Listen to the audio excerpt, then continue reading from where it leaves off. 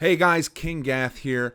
In this video, I'm going to go over the City Manager 2078 Holotape. This is the third version of the video I'm doing. It's going to correspond with version 2.0.0 of Sim Settlements and the Industrial Revolution to kind of go over the now kind of exhausting amount of options that are available in the Holotape. I will be sure to link below time jumps to get you guys to the sections of the holotape. So I'll break it down by each of these subcategories that make sense. Obviously, certain ones like ASAM sensor info don't need their own explanation, so I won't link to those. But any of them where there's a lot of sub options, I will link down directly to those so you guys can skip ahead if you're looking for information on a specific one. Alright, this first menu, Audio Options, allows you to control the volume of the custom sounds that are added by Sim Settlements. So this doesn't affect anything else in your settlement from vanilla. It's only affecting the volume of custom sounds that I added. So for example, ambience will cover the background noises, things like water dripping or birds chirping or anything subtle that's added. It controls that. Construction are the sounds. If you get close to your plot while it's upgrading or building, you'll hear things like hammers and saws and stuff like that. That controls those. Barkers right now was originally called hawkers if you've seen the previous mentions of this section, and that right now just covers the protectron that's on top of the tier 3 armor shop.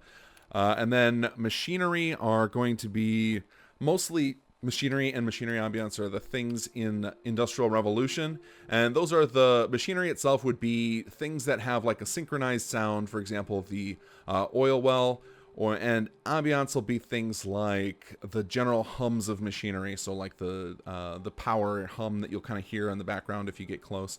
So each of these, if you click on them the first time, it'll cut the volume in half, and then clicking on it again will mute those particular sounds.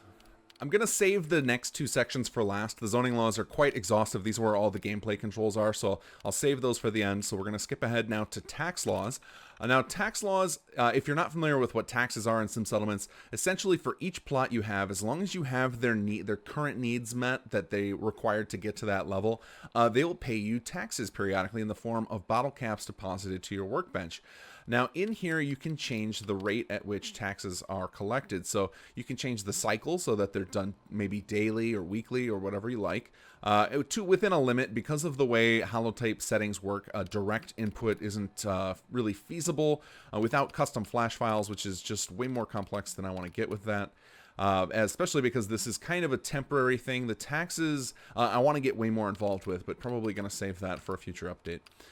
Each of the zones you can control how much the taxes are. So the standard rate is different for each for each plot type, and you can see that on any of the plaques. You can see the basic rate, and then you have the option to cut it in half, double it, or turn the taxes off altogether for a particular rate. Now currently those don't have any effect on gameplay, but that is something, this whole tax system is something that will get a big overhaul in a future update.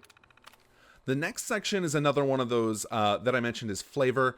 The help area is kind of written as if the software actually existed, and a lot of the options should still apply there, but they may be written in a format that doesn't make a lot of sense in terms of the gameplay, especially because I wrote the help files at version 1 of the mod, and it's gone through a lot of iterations. So take any information you read under there with a grain of salt, and just consider it to be kind of flavor text to help you understand the background of the software and how I envisioned it might exist if it were actually in the Fallout universe.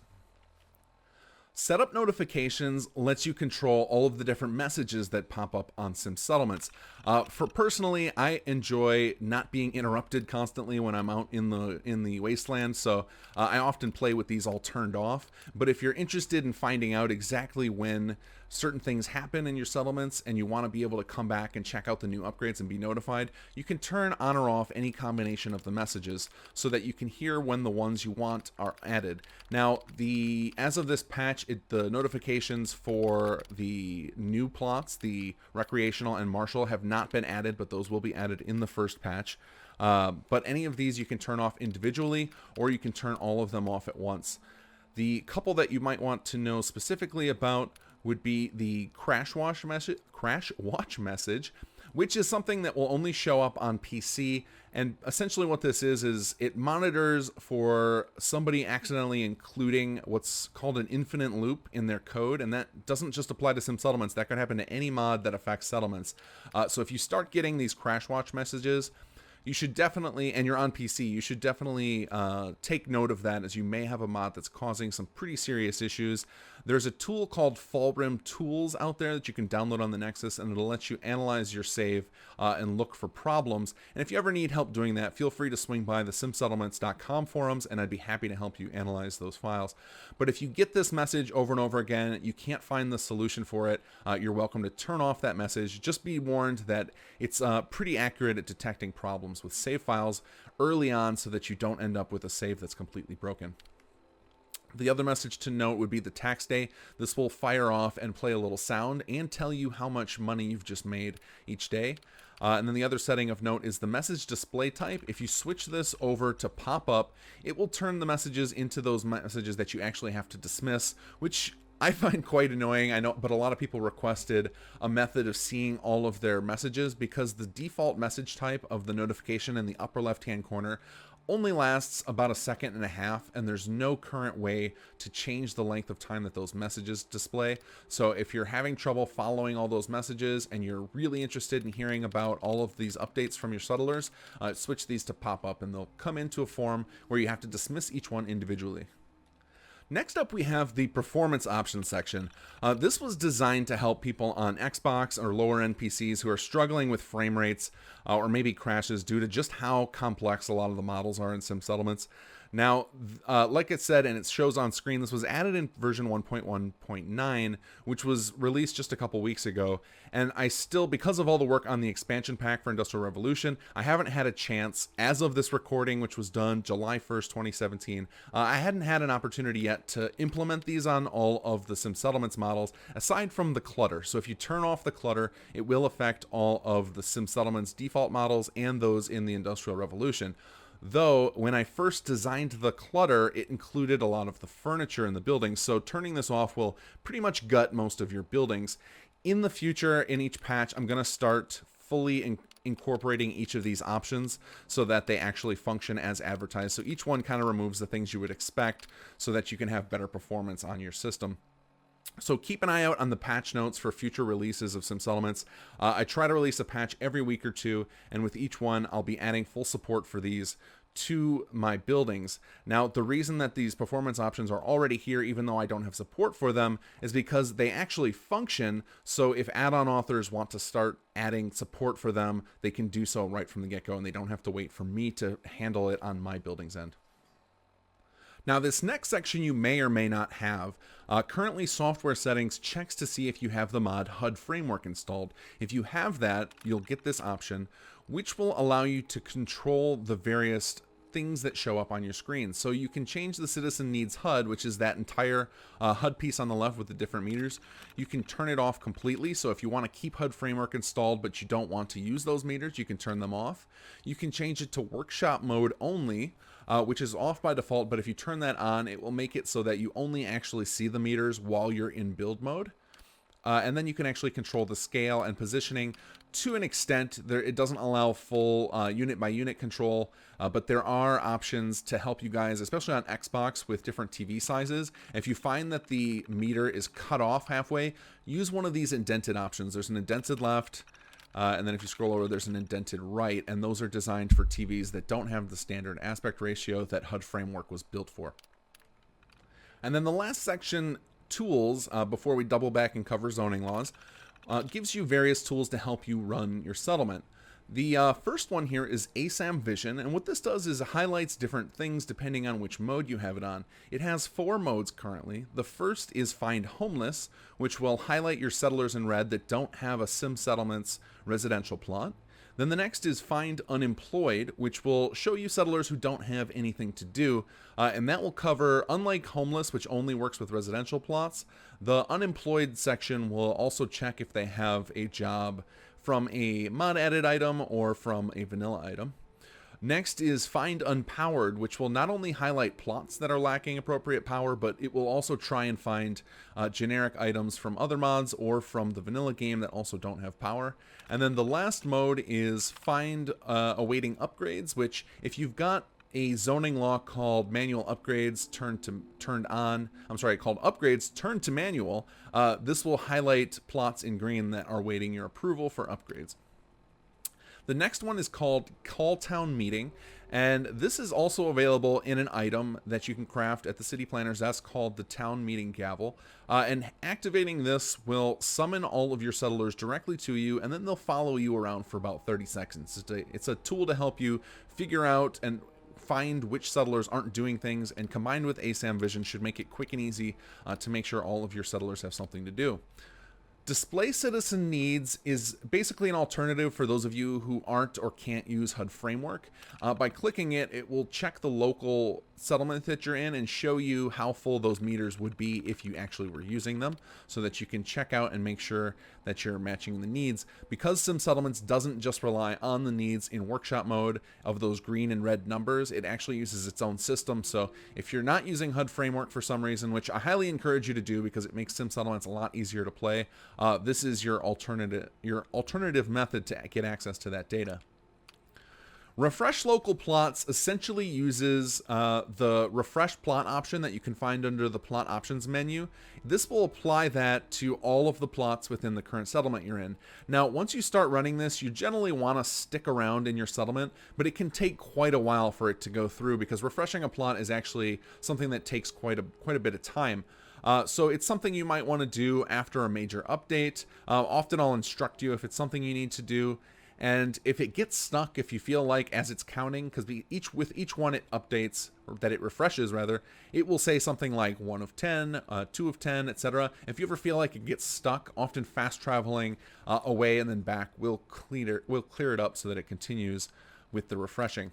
And then the last section, Start Self-Destruct Sequence. Wow, I'm having trouble speaking today. Will start self-destructing all of your plots. So one by one, throughout all of your settlements, they'll start exploding. And this will happen no matter where you are, so you don't have to visit each settlement to do so, and it will warn you when it's complete. Now, as of this patch and beforehand, you still need to run this before you uninstall Sim Settlements, or you may end up with floating items.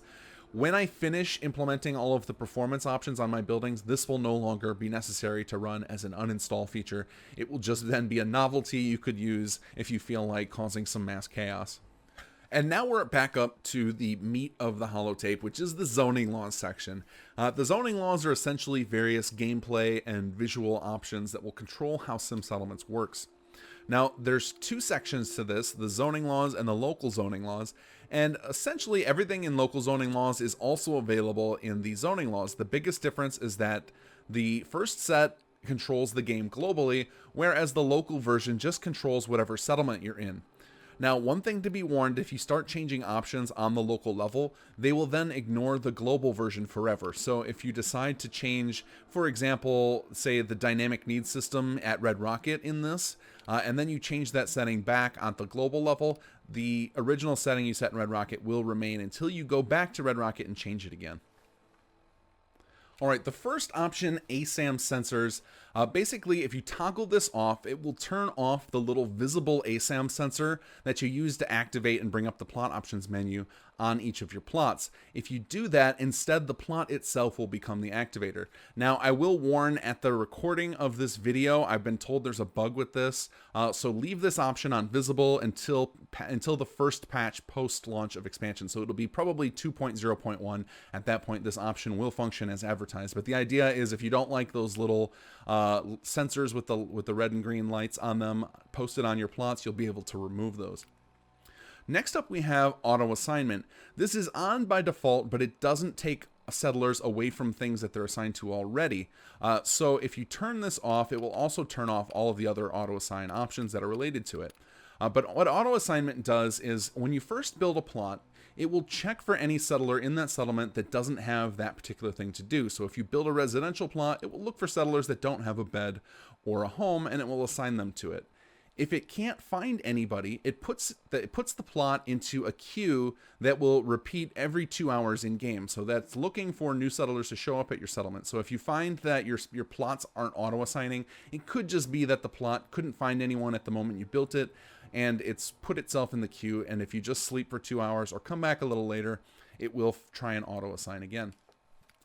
The next two options, auto assign away from beds and auto assign away from work objects, are off by default, and if you were to turn these on, they would allow sim settlements to essentially take priority with its auto assignment system. These were turned off by default so that if you decide to assign someone to a vanilla bed or to a guard object or vanilla crops, sim settlements won't steal them away from those things. Now, one of the things I see a lot of people run into is that in the settlements that have some of these already built, for example, there are random beds scattered throughout some of the settlements already, and if your settlers get assigned to one of those things by the default workshop scripts, sim settlements won't auto-assign them. So if you plan on using sim settlements exclusively as your assignment method, turning these on will make it work a lot more smoothly. Next, we've got auto-assign unique NPCs. This is on by default, but turning it off might be useful if you want to keep people like, for example, the Abernathys assigned to their giant home instead of heading out and building new residential homes. So unique NPCs is generally meant to cover people like the first people you get at Sanctuary, your companions, and any named NPCs. But due to the way that Fallout 4 is configured, there are a few random people named Settler that are also continued unique NPCs. So if you happen to turn this off and you find that auto-assign isn't applying to certain NPCs named Settler that you would expect it to, it's just due to the way the game tags them. So in general, I tend to tell people to leave this on because turning it off causes things that seem inconsistent. But if you really want to keep all of your NPCs in the assignments that you give them, the default options are probably your best bet. Next up, we have auto-close doors. Auto-close doors was added in a patch, and essentially all of the doors created on plots will close themselves automatically if anyone opens them. Now, there are special flags that myself and mod authors and add-on authors can use to stop this from functioning. For example, in the Industrial Revolution, I have it turned off on the large garage doors because the time to open them takes so long. I didn't want it to keep opening and closing in front of you, especially if you were in the building exploring. Because it would just waste a lot of your time. So you can turn this feature completely off and it won't affect any of your doors. You can also change the feature to only apply to your settlers. So by default, it affects both you and your settlers, but if you change ACD opened by citizens, which if you read through a lot of the help files, you'll know that citizens is what the holotape often refers to the settlers as, because this software was designed to be written as if it existed before the war. So anyway, that's enough of my lore nerding. But by default, it closes automatically no matter who opens the door, but some people prefer it only to close the settler doors, so that way if they open a door, it will stay open. Citizen needs requirement has to do with upgrades. So by default, there are all sorts of requirements built into the various plots. And if you're interested in more of that information, please check out the in-depth series of videos that I originally did, as well as the new ones for the new plot types in Industrial Revolution. These will be controlled by this. So if you decide that you don't care about happiness and defense and food, and you just want your buildings to upgrade as quickly as possible without requirements, turning this off will make that happen. The next section is the commercial requirement. By default, the commercial buildings require a certain number of residential homes. Now you'll see right now I have this set to population. That was for an experiment. I'm going to put it back to the default options so you can see what that was. But what this is looking for is your commercial properties. The design of them is that the only way someone's going to come open a shop in a city is if it has a reasonable population. So Sim Settlement simulates that by requiring certain numbers of homes. Now, if you find that that's too constricting, especially in smaller settlements, you can switch it to population, where it just looks for a certain number of settlers, and the number that it's looking for is designed to work with any charisma. So if you're a player who doesn't like charisma gameplay and you just want a charisma of 1, you'll still be able to get upgrades with this set to population. And then if you just hate me getting involved in your gameplay at all and you want to build those commercial no matter what, you can turn off this requirement completely, and then commercial plots will build and upgrade no matter how many settlers or homes you have. Next up is the delay building materials. This is set up at 15 seconds by default. What delay building materials is after you build a plot, materials will appear to show you that someone's going to build something there. And one of the issues with them is that they can cause an oddity with repositioning the plot. So if you find yourself liking to fine-tune control where exactly the plot sits, so if you set it once and then you kind of want to be able to pick it up and set it back down, you can increase this delay to 30 seconds, or you can turn it off completely. The longer this delay is, the longer it takes for auto assignment to kick in, because it won't happen until about 45 seconds after the building materials appear. Next up is demolition effects. If you haven't seen already, whenever you destroy a building on a plot or destroy a plot itself, it plays a little explosion to show that you're demolishing that building. If you don't like that effect, you can turn it off here. Next up is dynamic needs.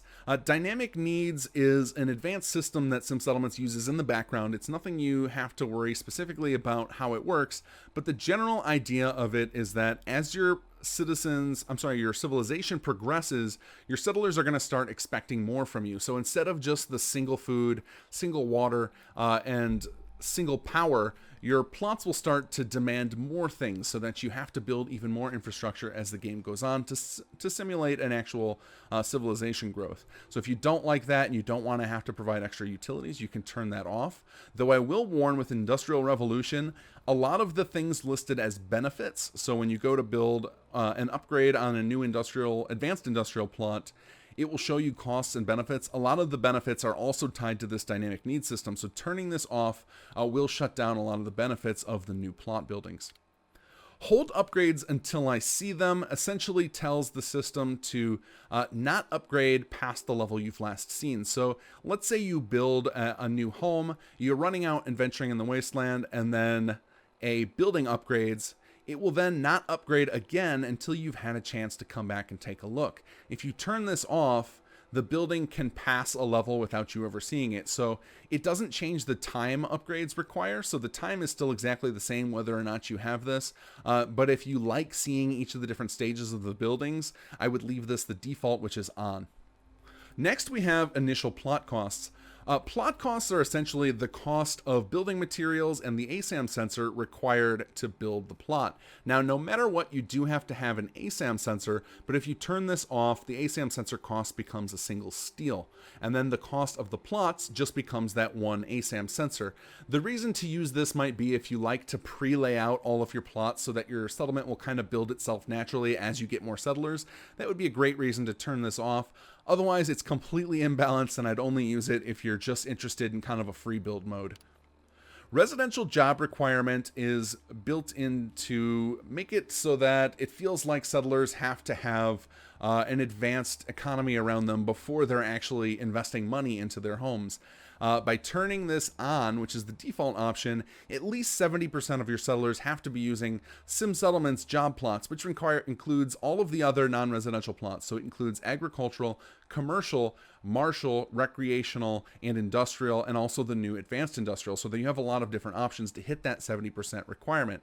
Now, if you find yourself not using a lot of the plots and you want to use the homes still and want them to upgrade, you could turn this off so that that 70% is not a requirement, and you could just give them either no jobs at all or the vanilla type jobs. Realistic build times is off by default, but it's actually an option I love to play with on, and what this does is converts the build times from being this unrealistic instantaneous build right in front of you that takes about a minute to being something that's stretched out over a day and a half or more, depending on the building type. So basically what this will do is allow you to see those stages slowly. So you'll simulate your settler spending the time to gather those resources themselves and build themselves kind of a nice shack. So if you're into heavily immersive or more hardcore gameplay, this is definitely an option you'll want to turn on. Use original plot size. If you're not sure what this is, just leave it off. This was designed as a legacy support for players who had settlements that were built with version 1 of SimSettlements, which used a very awkward plot size. Now, one of the things to know for those of you who are still using these original plot sizes, if you haven't seen it already, none of the new building models that I'm adding are meant to support this. This was only meant for those of you using the early version. In general, this should just be left off because most of the buildings are going to expect the 2x2 plot sizes that are standard now. The exception obviously being the martial plots, which are by default 1x1. And going forward, there will be probably more 1x1 plots and even things like 3x3. Random plot sizes will show up, but the use original plot size was a very awkward size. I believe it was about 1 2/3 by 1 2/3, and it didn't match up well with the vanilla pieces for snapping. So for the most part, that is not something I'm going to support going forward. The next two sections, Upgrades and Upgrades Advanced, were added with patch 2.0. By switching these to manual, they allow your buildings, or basically tell your buildings, to stay put whenever they hit a new level, and then when they're ready to upgrade, they will highlight green in the new ASAM Vision mode. From there, if you activate the ASAM Sensor Plot Options menu, you'll be able to manually issue an upgrade command. Now, there are several reasons to do this. One might be that you like the version of an earlier version of a building and you want to keep it around. This will let you do that. It could also be that because of the dynamic need system only changing when buildings upgrade, you may want to only upgrade them when you're there, so that way you can have control over building new utilities and meeting all those needs instead of your needs falling while you're away due to upgrades. Now, these are separated into two sections. The first, Upgrades, covers all the buildings that don't have the branching or tech tree plans, such as the Advanced Industrial. And now, just for a warning, the Advanced isn't limited to the Advanced Industrial. That's just the only place I used them. Add-on authors may use those advanced plans on other building types, so know that this will control anytime a plan allows for branching, where you get to choose some sort of other option. And you could set those to manually separate, which I highly recommend you actually turn this to manual. I left it auto by default because I wanted to keep the core SimSettlements gameplay of building plots left alone for those people who don't actually have the time to watch all these videos. I want them to not feel like the system's broken. But if you're watching these and you want to get more involved in the way your Advanced Industrial evolves, I would definitely turn this to manual. All right, guys, that should cover all of the holotape options as of patch 2.0.0. I like to add options to this frequently to give you guys fine-tuned control. So if you find something in SimSettlements that you want more control over, I'm always open to adding more options to these holotapes. So feel free to post those, preferably on the suggestion section of the simsettlements.com forums. That's most likely where I will see them.